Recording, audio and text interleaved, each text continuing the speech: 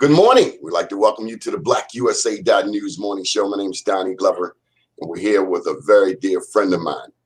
Ladies and gentlemen, BMoreNews.com, our mothership website. Of course, we have BlackUSA.News as is in the upper right-hand corner there. But when we started BMoreNews.com 19 years ago, we had a 5-point agenda. I knew we were a small team, and so we needed to keep our goals succinct. Long story short, Black business, public education, affordable housing, universal access to health care, and ex-offender services became our 5-point agenda to serve the city of Baltimore and now the entire country.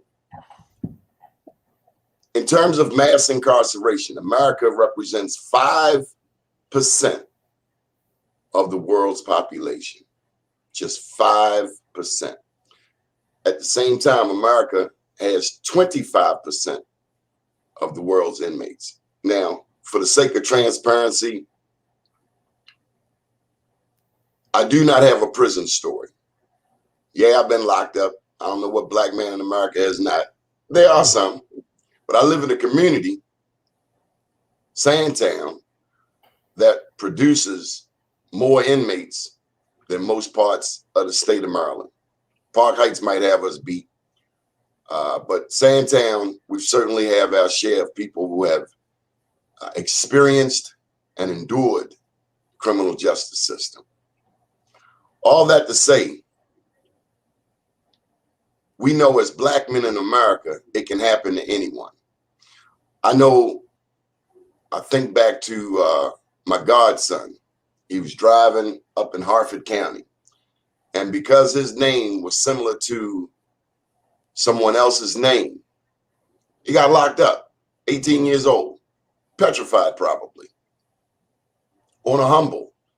And so as Black fathers, we have to teach our sons, and I guess nowadays even more so, additionally our daughters, how to navigate being locked up, whether it's for a day, 2 days, God forbid longer.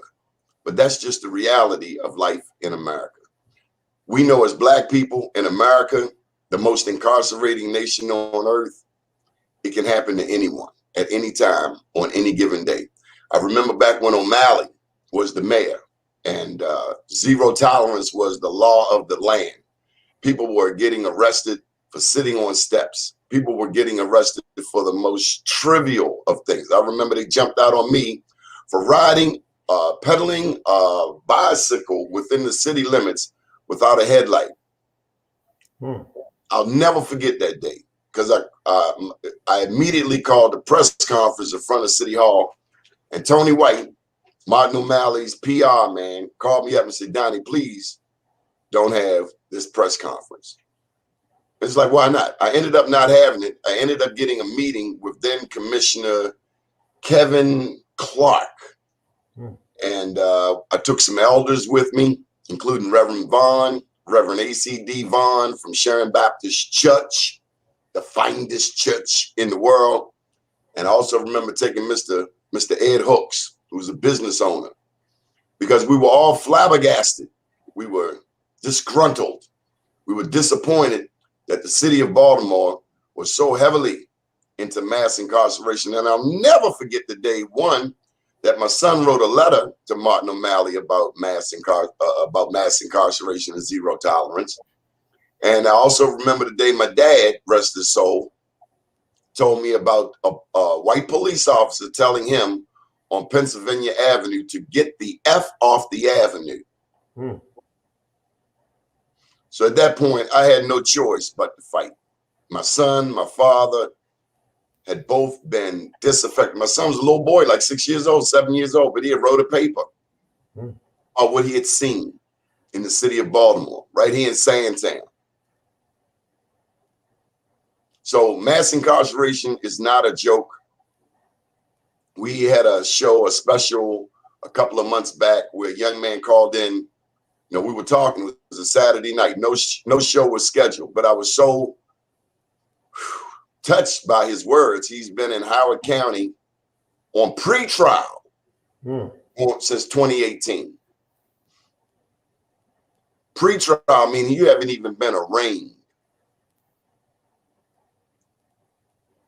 And the goal of the state, according to this young man, was to get him to drop to take a plea. So mass incarceration is real.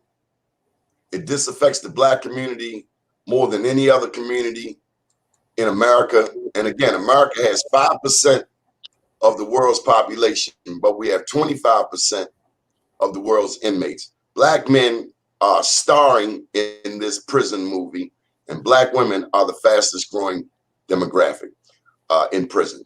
Good morning to Lisa Pierce. Good morning, Floyd Wright. Morning. Morning. Good morning. Lisa, you know anything about mass incarceration and how it disaffects the Black community? Absolutely. So if you look at decades, the strongest decades for African Americans were the 50s and 60s, because that's when we built businesses. That's when we built our own homes. That's when we had our own banks, And so what ended up happening is when mass incarcerations started, it was removing the central focus out of the home, which is the man. And so women had to go to the government to be able to take care of their children. But what that did was started erosion. It started erosion of the family. And it continued for decades until people thought that incarceration was a Black thing. And instead of an institutionalized, disruption of the Black family. And so, but one of the things that I'm really happy about, even though it's late coming, now you're seeing incarcerations of other ethnicities, at a higher level. And remember, it only becomes an issue when it starts affecting other ethnicities.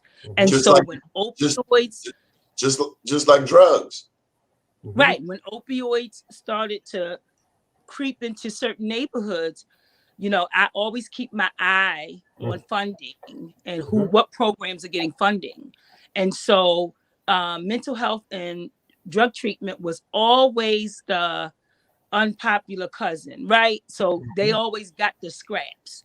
But when the neighborhood and the zip codes started changing, I started seeing not just grants and RFP and contracting opportunities. No, they have funds, which means that they're funding something continuously. I'm starting to see, that they are, but what has happened is with anything negative, drugs is spilling over to the penal system. And so the people in those zip codes are now showing up incarcerated. And so now there's a voice for reentry. There's a bigger voice. And I read an article 2 weeks ago in the New York Times that even JP Morgan Chase, which is a big hedge fund conglomerate, they're a big conglomerate, and their president is the co-founder of a Second Chance Coalition, where now they're pushing so that banks and insurance companies that kept the doors closed for reentry, they now want to change the conversation. Because now, Lisa, I wish that Donald Trump would come get his cousin. I'm going through North and Mount Royal yesterday in a car, and I'm reading. I'm in the passenger seat, and this Caucasian lady walks up to me, panhandling, scared the crap out of me. I'm like, lady, if you don't back up off this car, what's wrong with you? The privilege, Lisa. There was a Caucasian lady in my alley. She was eating out of a bag off the ground, squatting down on Sunday morning. The dog was all irate. I say, lady, if you don't get out my alley, she said, excuse me, but do you own this alley? I said, well, by golly, I do. Now get to stepping. And she called me a effing N-word. Well, you have to understand we are seeing an influx of white addicts in the Black community. Oh, yeah. But if I went over there to Bolton Hill and demonstrated, exhibited that same type of behavior, they would lock me up quicker than a Baltimore speed camera. Live from Central Booking. We have with us today, Lisa, a young man that I've known, I guess, every bit of 15, 20 years. He and I had a mutual best friend. Was Marty your best friend, Floyd? Yes, Marty was my best friend. Yes. Well, we dedicate this show to Marty. Marty has gone on to glory, but we got an angel up in heaven, Lisa. Well, anyway, Nice. Floyd and I fight all the time, but I learned something about Floyd yesterday. Number one, he has a book out. Show me your book, Floyd. Poems of Detention. Share one of them with us, Floyd. Share one of the poems? Absolutely. I have a poem here called No Mail When in Jail. I wait for the mail while I'm in jail. No letter or no envelope. I only wait and hope. Nobody ever writes to me. I haven't lost hope, you see. No paper, no stamp. I just wait here in this camp. I think about my mail. It moves like a snail. My writer should have time to write. I wait for the mail both day and night. I hope someone has something to say. Do they think of me while I'm away? Maybe they will write to me soon. But as for me, I'll just sit in this room. Wow. Wow. Mail is everything in jail. It's everything. Even if it's a postcard or something. It's just, but one of the things that I realize is that it's those small things that make you appreciate life. You know, one of the things that my husband loves about me is I live very small. You know, I look presentable, but a lot of my clothes come from the thrift store. You know, I live very small because I'll wear a thrift store out. I got a Nino Cerruti for $15 down there on 4th Avenue. Right. I dress that chump up, you'll never know. You just appreciate the small things in life, and you don't let the manageable things become too big. You just deal with them. But yeah, mail, wow. And God forbid, don't get a money order. Oh God, it's Christmas. I don't care if it's in the middle of July, right? Don't get a money order receipt. Yes. But that's good. That's excellent. I love that poem. Thank you. Thank you. So I have required reading for what I do, and I would love to add you as an author for required reading. What that means is that, see, I receive funding for books for my students. And so what I do is to support other entrepreneurs, I buy in bulk their books and I make it required reading for my students. And I would love to not only support you, but get that kind of knowledge in front of my students, especially the young one. Yes. Yes. Thank you And very so much. I hope you don't mind, Donnie, sharing your contact information with me. No, that'll be fine. I'm going to actually do a special post so that people can find your information, because that poem touched me, you know, because I remember back in 1998 when I was looking for mail, you know. Yes, mail is very important. Yeah. So what's your story, Floyd? My story is I was sent to prison in 2019 for some white collar crime. When I was sentenced, pardon me? You're black, right? Black can do white collar too. That's what it was called, white collar crime. Kathy Pugh did some white collar. Yes. And when I was sentenced, the judge sentenced me to 5 years for the crime that I had committed. And I don't know what happened to me while I was standing there listening to that. But I did hear her saying, I'm going to suspend all but 90 days. And as the sheriff is handcuffing me, he's whispering in my ear, you know, you may only do about 40 days here.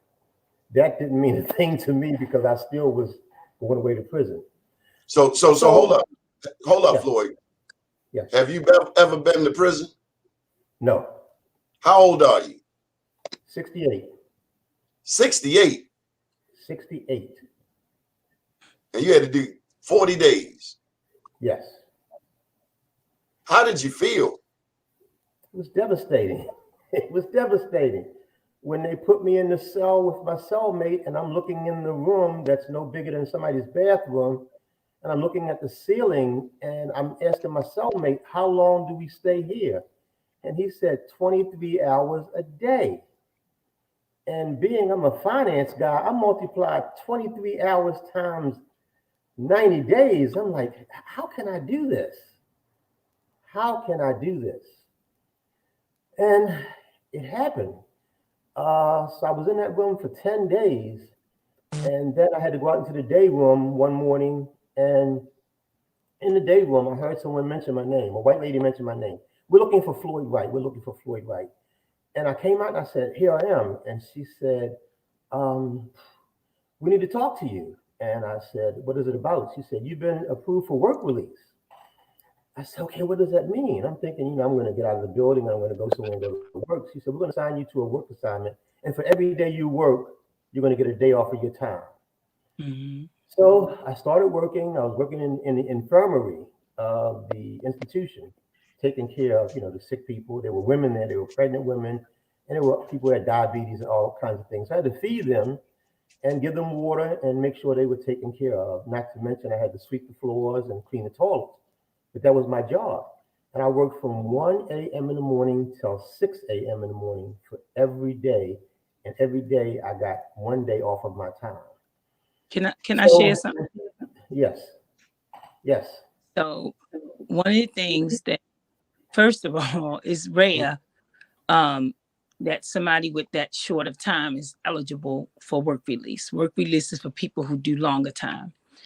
My thought is somebody was in that courtroom that wrote a letter to somebody because that was very heavy-handed for a 68-year-old man, never been to jail before, wasn't violence, wasn't crime, wasn't doing something that was eroding society. Like, you understand what I'm saying?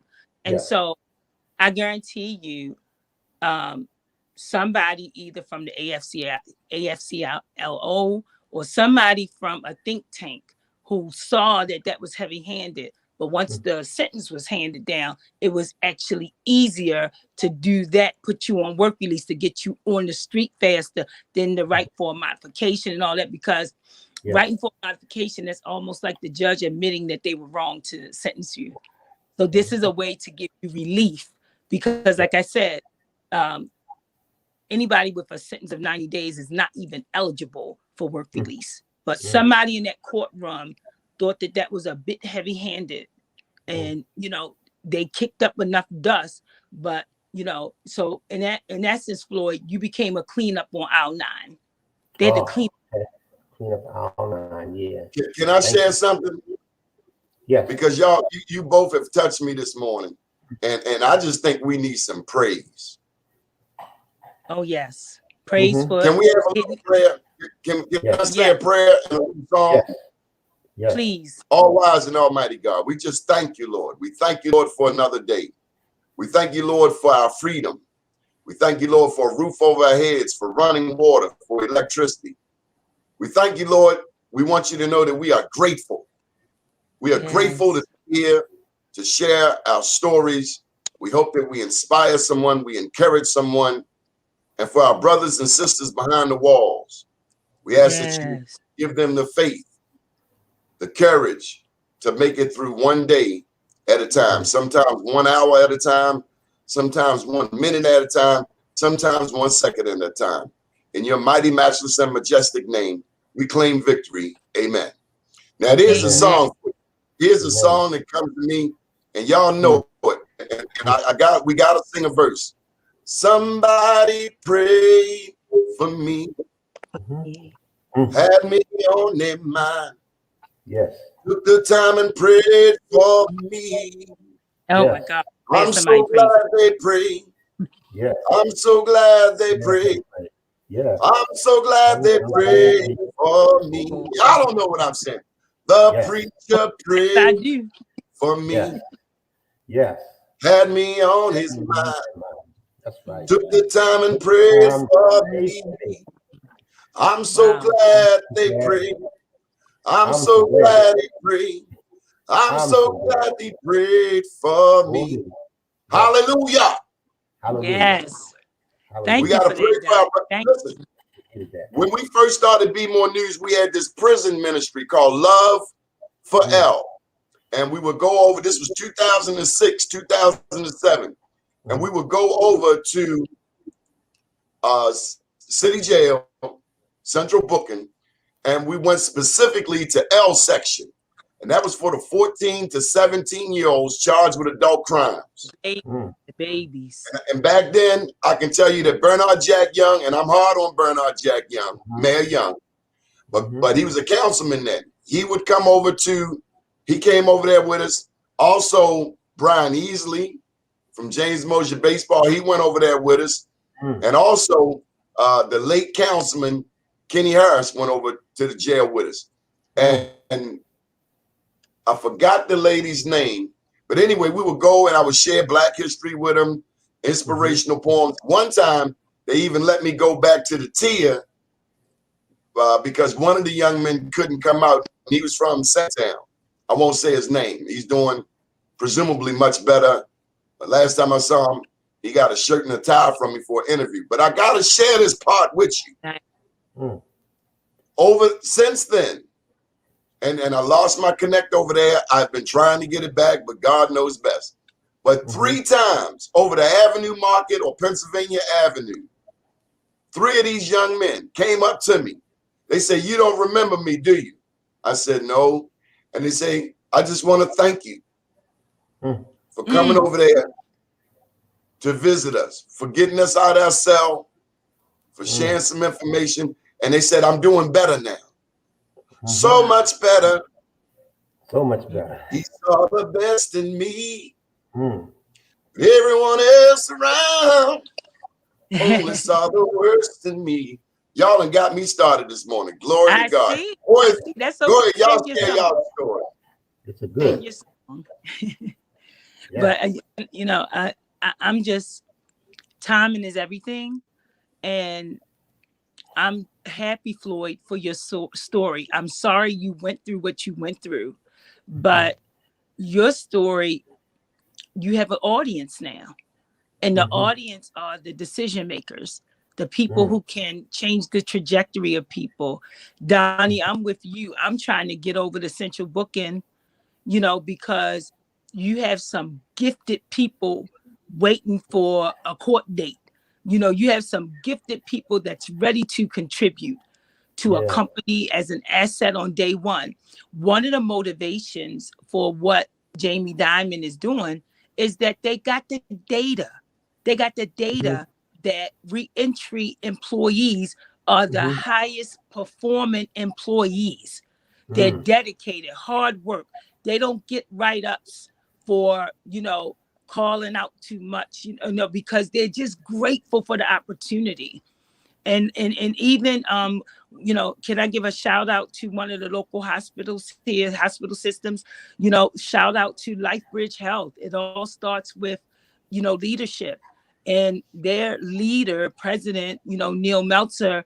You know, they eliminated the high school diploma requirement to get a job, because what they do is they partner with programs like mine, and they put you in those programs, but they make sure you got a way to take care of your family while you're trying to get better. So they're not saying, no, you know, we don't want you to get, you know, your GED or high school diploma. But what they are doing is they're mitigating that requirement so people can get a chance to earn a living.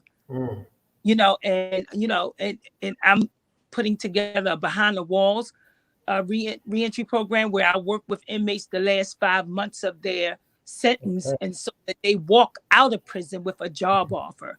And LifeBridge has agreed to be the employer of record, meaning that any job that they, you know, so, and that's what bothers me about all the coverage. They're not covering the good things that people are doing to try to help our community. You know, we Floyd, why can't don't you just share do it. another poem with us? Oh, I can do that. I can do that without hesitation. Perfect. Okay. Frisk. You get frisked by hand and glove, from your toes to your head above. Frisk me when I take a leak. Frisk me every day of the week. Frisk me when I go to class. Pat me from my neck to my ass. They frisk your shoes, they frisk your socks. You hear the keys, you hear the locks. You know you're in a locked up space with tons of officers all over the place. They frisk me when I walk in pairs. They frisk me when I go downstairs. They frisk me when you can't say no. They frisk you when you come and go. My daddy, That as you say poem, that, that poem, and I have another poem called Drop, Squat, and Cough. come I on with never it. knew what that meant. I never, say that again. I Come on never with it. knew, I never knew what that meant. And I found out pretty quickly. Because people stash things in their rectum. Yes, I wasn't stashing anything anyway. Drop, squat, and cough. If you never heard the term, hope you will never learn. It can make you wonder why they ask this of any guy. What does it come to be? What is it they expect to see? Never question what they find, that they may come from your behind. If you ask them, will they tell? If someone drops or something fell, I cannot for the life of me know why it's this or why it will be. All I know is I just comply and never even ask them why. When that first Lisa, happened to me, when it first happened to me, when I was told to do that, I'm wondering why. What are you looking for? 68 years old. I'm not trying to put nothing nowhere. I want to get out of here. And then I had a conversation with the correctional officer. I said, this is degrading to me, but it's worse to you because you have to look at a different man every day, all day, and see his body. He said, you're right, Mr. Wright, that it is degrading, but it's my job. But it's degrading. I got over it after my first or maybe second time of having it done. But I told the guy, I said, to you, you have to do this every day, all day as part of your job. tell me about the mental aspect. What's going through your mind? What's going through my mind now? No, locked up. When I was locked up, every day trying to make sure that I could survive because there's so much that's going on in there.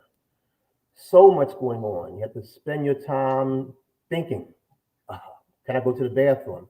Can I get something to eat? Can I sleep? It's just so much that you have to be concerned about. Trust, you don't trust anybody. You try not to talk to anyone. You spend time just trying to focus on getting out of there. And that's the main focus, to get out of there. I knew my days were counted, and I had a calendar, and I drew a line each calendar after I finished my work shift, just to make sure that I was going to be out of there. So what did you learn? What did I learn? Yeah. I learned that there's a system that damages a lot of people. I'm not saying I'm a lot stronger, but I think that there are other people who could have been in my age level or in my environment that may not survive. Mental problems come about. Other problems just come about because you had this and you don't know if you have survived. PTSD and all that other stuff comes with it. You don't know if you survive. You may be rolling along smoothly, but you don't know if you survive because things can come back and it can haunt you. But all you can do is just keep on going. Keep your feet to the ground and keep on going. Were you surprised at the number of young people you saw? Oh, yes. Yeah, one young boy in specifically, he'd been in there since I think he was 17, and he missed his high school graduation, a prom, a junior prom, on a driver's ed, and I just said, all the stuff you're missing. And he tells me that his girlfriend's waiting for him outside, and I said, no, she's not. I'm sorry, but she's not. but you're missing a lot. And during the time that him and I were there and we talked, he got involved in one of those other religious programs, the Muslim program, and they were able to pull him in, and things got a little different for him because he did have a religious belief, but still he was in prison, and he had no other life. Nobody came to visit him. Um, he just depended on people handing him stuff down, clothing, underwear, socks. It was just that he had nothing, nothing. Yep, it's pretty sad. How long Pretty had he sad. been locked up? He had been there for maybe a year and a half when I met him, and there was no sign of him leaving. He was just comfortable, working out, doing the stuff that the older guys were doing, just trying to be it. And he was the gopher for a lot of things because he really had nothing. He had nothing. He was just going by whatever anybody shared with him. And it was pretty, damaging to him, but that's all he had. That's all he had. What's your message to young people? It's a big message. Do your best to try not to be involved in the criminal justice system. Do your best, whatever it takes. Keep your head above ground, pay attention, listen. If it doesn't sound right, don't do it, because it's something out there that's going to trip you up. There are a lot of people who are going to jail for a lot worse things than I may have gone for. But the young people today, there's so much that you can be absorbed in: drugs, crime, carjackings, spousal abuse. It's just a lot of stuff that you just be espoused to. Just pay attention, stay alert, walk as best as you possibly can, and stay out of the criminal justice system.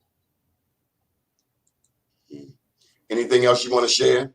Here's a message. Here's from Michael Haney. So, what is Floyd's advice for people to avoid going through what he went through? Does he own any part of what happened to him? Yeah, I own what happened to me. Yeah, I own it, and I took it. It was mine. But to advice to people to avoid what's going through, pay attention. Pay attention because it's coming your way. In my situation, I got some insight that something was coming my way. I tried to pay attention, but I think that it was coming too fast before I could make a move or make an adjustment. And next thing I knew, it happened. And Did you have a lawyer? I had a lawyer, yes. I had a lawyer. And I've seen too many people go to court without a lawyer. I don't mean a public defender. I don't mean a public defender, with all due respect. But you got to go to court with a lawyer. If you go to court without a lawyer, it's like going outside without an umbrella in a storm. You're going to get wet. Yeah, right. Yeah, I had a lawyer, and I think he did good for me. Situation, I was recommended to a couple attorneys, and a couple attorneys said they couldn't take the case. They couldn't take it, so they referred me to one guy who was who handles white collar crime, and we had interviews and we talked, and he gave me the plan. He said, "This is what possibly could happen to you. There are a number of things that could go." So we met, talked it over, got information, gathered information, and did our best that we could. And I was facing home detention, PPG, community service, a couple of things like that. But when the sentence came down, it came down to going to prison. On the Eastern Shore, it doesn't matter. They don't like lawyers from out of their district. So did you learn any phrases that you had never heard before? Terminology. What's the vocabulary list, Floyd? When the guy asked me, could he tattoo me? He said, "Can I tattoo you?" And I'm looking around at these concrete walls, and I'm like, "What are you talking about?" And he told me he could take some of the brick out of the wall, and he could get an ink pen, and he could tattoo me. And I said, "You are not going to get anywhere close to me. Not going to get anywhere close to me."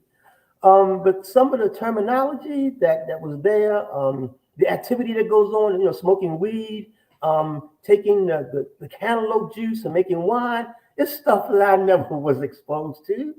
I never was exposed to that kind of stuff.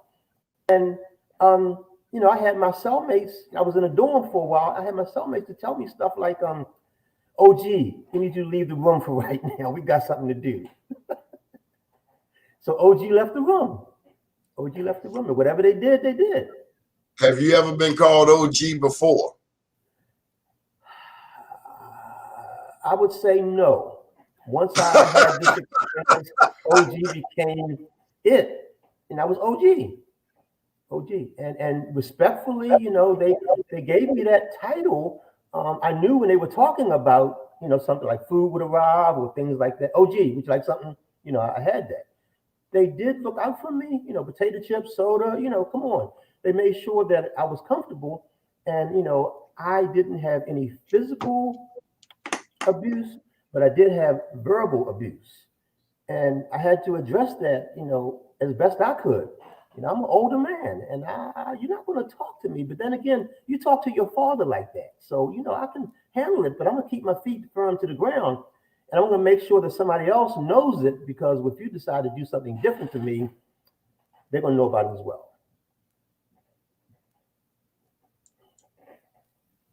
Never in your wildest dreams could you imagine experiencing the horrors of being locked up.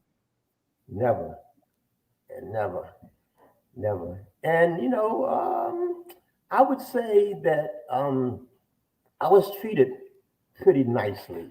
A lot of the COs who knew my story, knew my age, and knew other stuff, they would give me some menial little assignments to do that would get me out of the dorm for a while.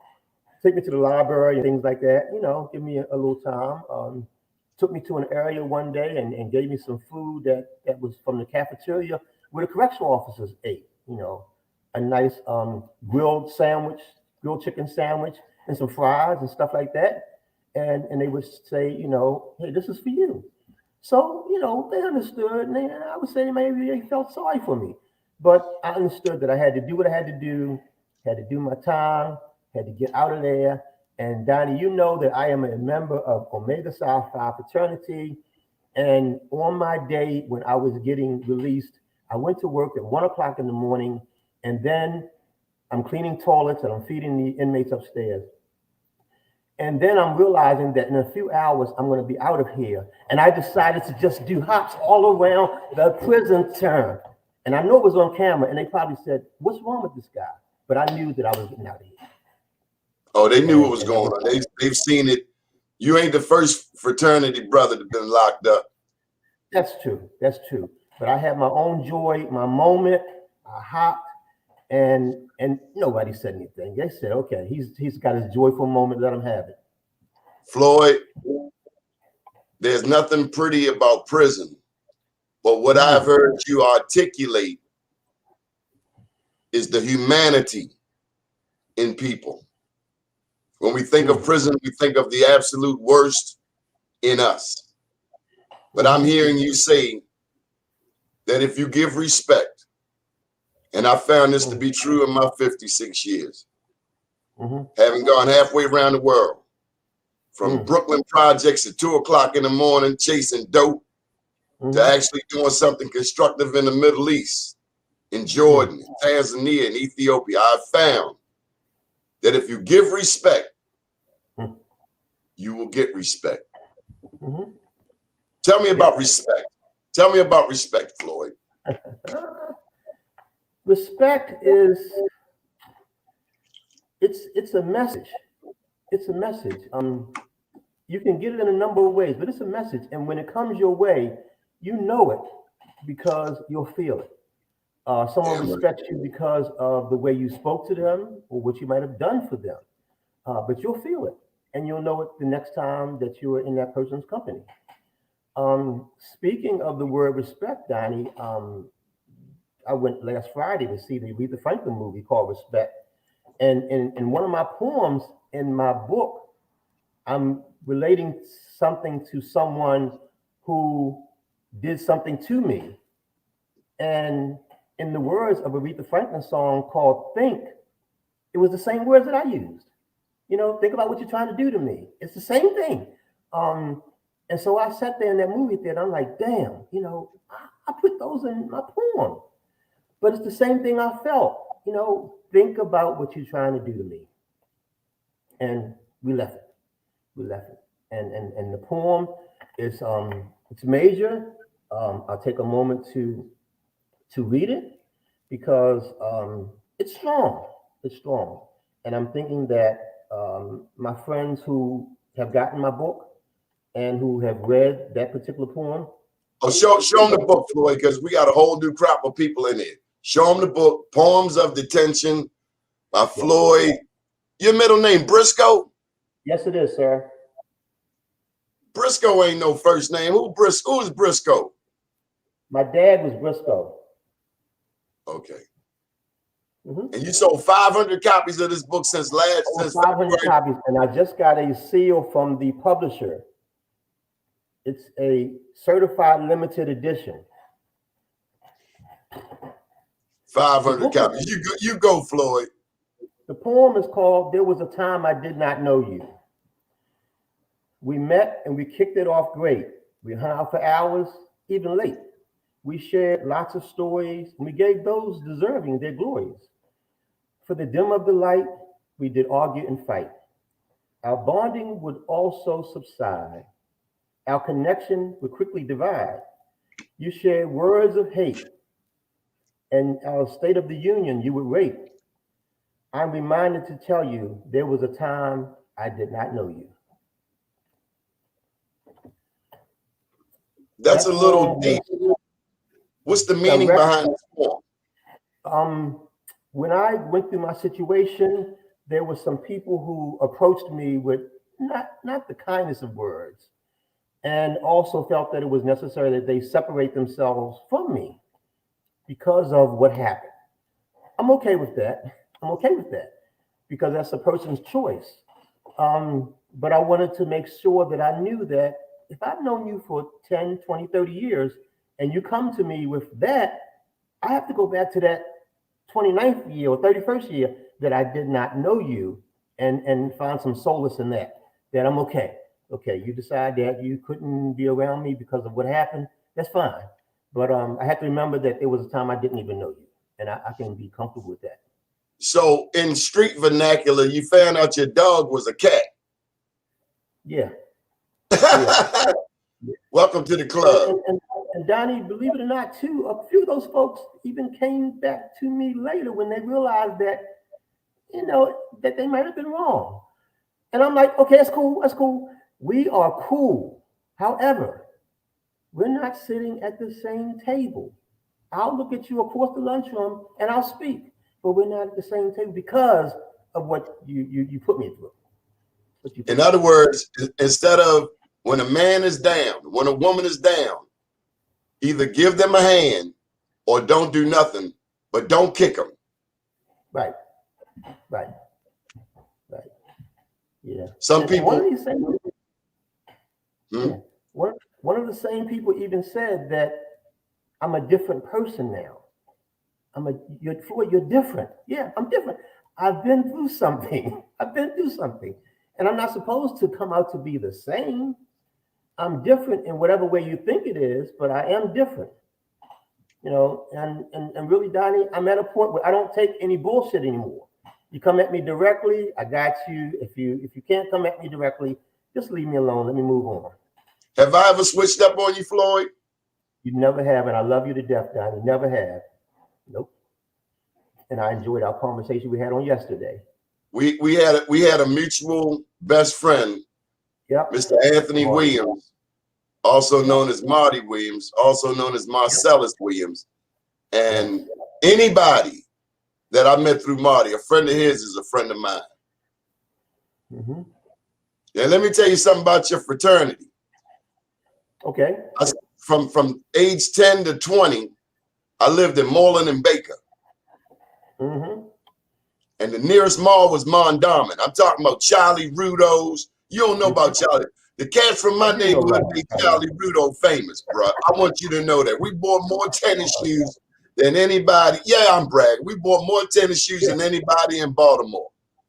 Yeah. And I can tell you so many stories about Mondawmin, but my favorite story, my absolute favorite story about Mondawmin, this was back when they had a black photo shop across the aisle from Charlie Rudo. It was a black cameraman. And anyway, along that wall, I saw these cats come in military garb. That's all I know. They had on fatigues for pants. And then they had on the purple shirt. They had on something purple. And it was the first time in my life I had ever seen Omega Psi Phi. Cute dog. Now, I never pledged, but I will never forget the first fraternity. And as I've, experienced, went on through college and learned about the alphas, Martin Luther King was an alpha. You learn about the Kappas, the cats with the canes, they twirl in the canes. But my favorite, and it's probably very much because they were the most masculine. And when I look around today, and no disrespect to the other fraternities, I'm not saying that you got to be an Omega Psi Phi to be a man. I'm not saying that. But I'm saying in my experiences, I've always appreciated the manliness of Omega Psi Phi, including Pi Omega chapter. Pi Omega, is that Baltimore County or the city? That's Baltimore City? Baltimore City. Yeah, Baltimore City. That's the one over on Presbury Street with DeMar Millard, Zane Cypress.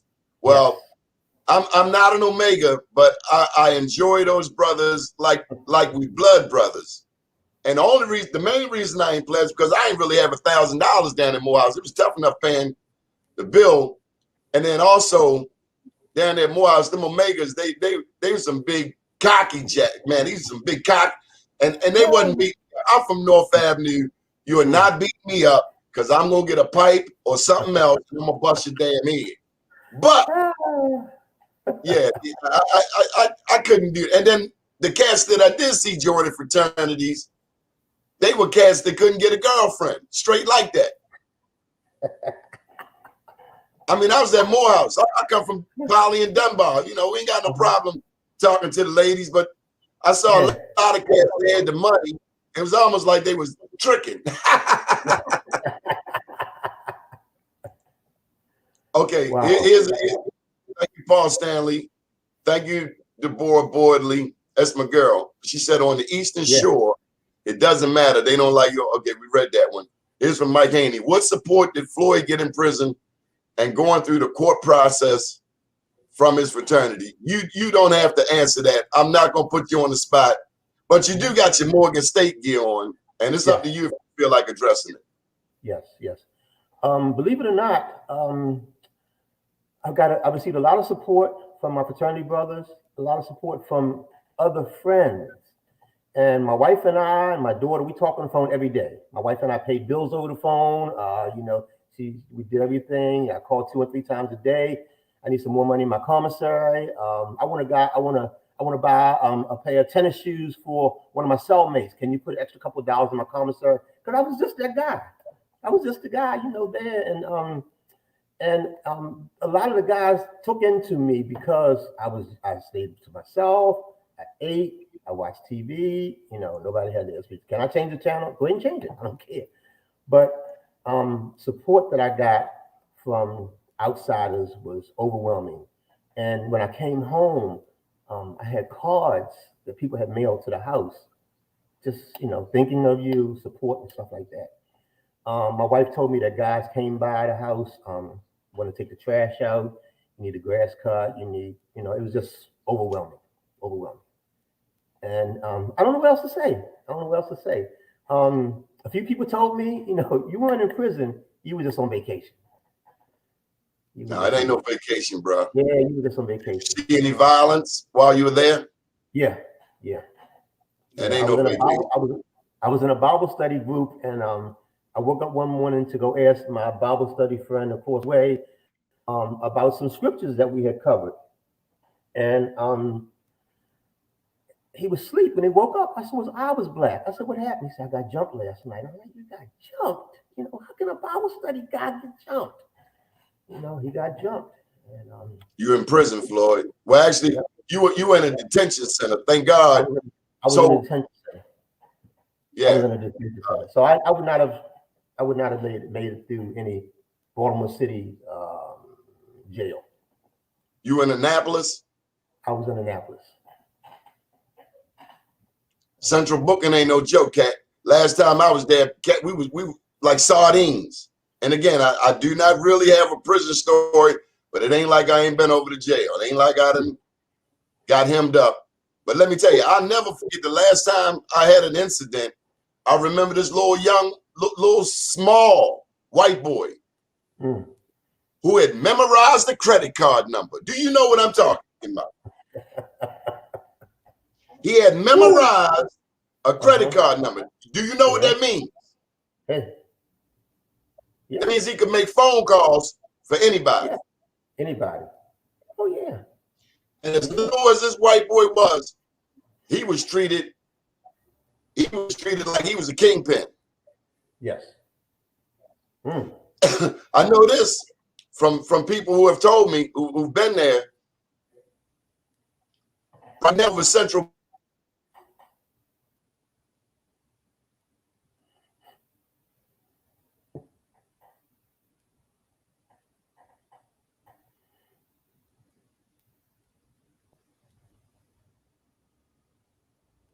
Can you relate?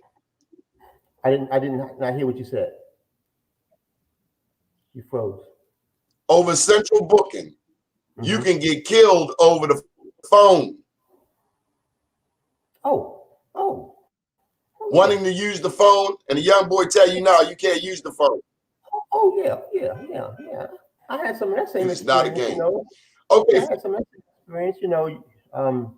Hey, OG, how long you gonna be on the phone? How long you gonna be on the phone? OG, I'm waiting on a call. You can't use that phone. Well, we're glad you made it, Floyd. Yeah. And I'm thankful for the fact that I'm able to talk about it, to share the story.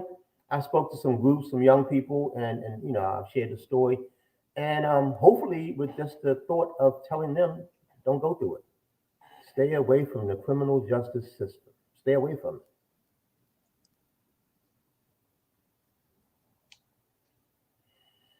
Talking with author Floyd Wright. Show him your book, Floyd.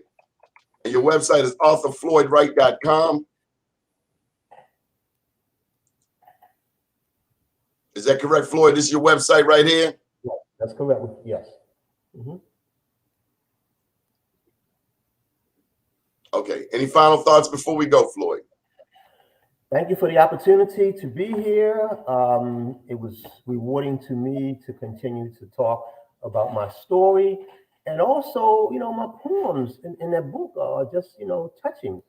And also, I'm sorry that I didn't mention this, but also, not only does the book have poems, it also talks about the criminal justice system, prisons, therapy, commissary. So not only will you be reading the book and you'll be getting the poems, you'll also learn something about the criminal justice system and inmates and correctional officers and things that a person may not know. Because I'm assuming that an individual who may pick up my book has not, doesn't plan to, or will not go to prison, but this is a book that can give you a little bit of insight. The poems are light-hearted, but also the information about the prison system is also important. And I thank you again, Donnie, for the opportunity to be here, and look forward to enjoying the rest of your show. You're breaking up, Floyd. We can't really hear you. Okay. I thank you for the opportunity. All right, well, you plugged your book. Let me plug my book. I Am Black Wall Street. All right. Available on Amazon and Barnes & Noble. Show them your book one more time, Floyd. Here we go. Yes. Let me show you a book that I'm reading right now. A young lady gave it to me. This is from Cat Weaver. It's a book of poetry, also Voices from My Soul. Okay. So if you get a chance, Cat Weaver got a book out there full of poetry. Born and raised in Baltimore. dear friend. So here's a message from Mike Haney. Thank you, Floyd, for sharing your story. Compelling, profound, and real. May you continue to be blessed and prosper. Michael Haney is a big-time supporter of BMoreNews.com and author FloydWright.com. We are proud to recognize you as a advertiser here on BMoreNews.com as well. It looked like he froze up there. We'll be back tonight at 7 o'clock. We're going to have Kamal Hubbard. In case you don't know, Kamal Hubbard will be doing BlackUSA.News cryptocurrency, a fascinating show. And on that note, here's a workshop. This is happening on Saturdays out in Colombia. We had this young man on the show. If you are interested in learning more about crypto, we're very grateful that Floyd came on. It takes a lot of courage to be transparent and to share some of the things that have happened. Oh, there you go. You look like you're moving now, Floyd. You there? I'm here. You want to say anything before we go, Floyd? Nothing other than thank you again. And, it was an experience. You want to say anything before we go? Thank you again. And it was great. It was an experience that I went through. Yeah, it froze up on us. Let me show you tonight's show. And we got this show is tomorrow at 10 o'clock. DMC presents The Blackout live from New York. That's with Tasmia Gathers. That's 10 o'clock tomorrow morning. And on tonight is Kamal Hubbard. Bear with me a second. Tasmia, the show down the bottom. The Blackout is the newest show on our network. It's about her 4th week. And this is the show that's on tonight. Black USA Crypto News with Kamal Hubbard, Fridays, 7 p.m., 4 o'clock on the West Coast. So we got shows, 2 shows from the Bay Area, 1 show from New York, and the other shows are from Baltimore. Bless your heart, Rondi. Rondi Griffin is a big-time supporter. As a matter of fact, Rondi, Floyd, and I all shared Marty, our very dear best friend. Marty been gone, I think, about 13 years now. Marty was he lived 2 doors from me and was the best friend in the world. I hope you've learned something. I hope you've been blessed by our programming. We appreciate your support. This is a team effort. Special thank you to Tamara Brown and to Nicole Orr. And to those people down in City Hall, we hope that you are learning something too. We hope that you are learning that to whom much is given, much is required. This is specifically to the Black. We need to be serving the Black people of Baltimore. White people expect you to serve your own. Now, I don't know what's going on down in City Hall. I don't know what kind of self-hate, what type of Willie Lynch is going on, but y'all need to shake it off. We need to clean this city up. We need to help empower these police officers because right now it's lawlessness. And I don't know who is behind it, who wants it, but this ain't the Baltimore I grew up in. This is savage. Y'all need to get on your damn job. If you ain't gonna do your job, then go home. If you're not gonna love Black people, then go home. Malcolm X said you can't serve a people if you don't love the people. So a lot of y'all down there in City Hall need to go to church this Sunday or the mosque today or the synagogue tomorrow.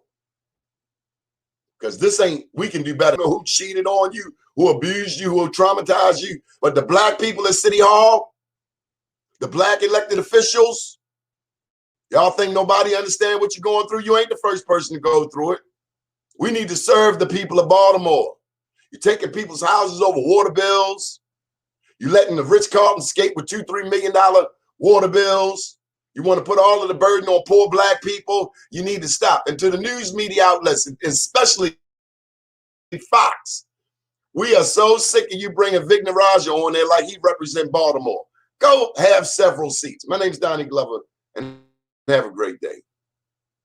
Tharu Vignaraja, freak nasty. How you gonna bring him on TV to say anything about Baltimore? You over there tricking on Greenmount Avenue.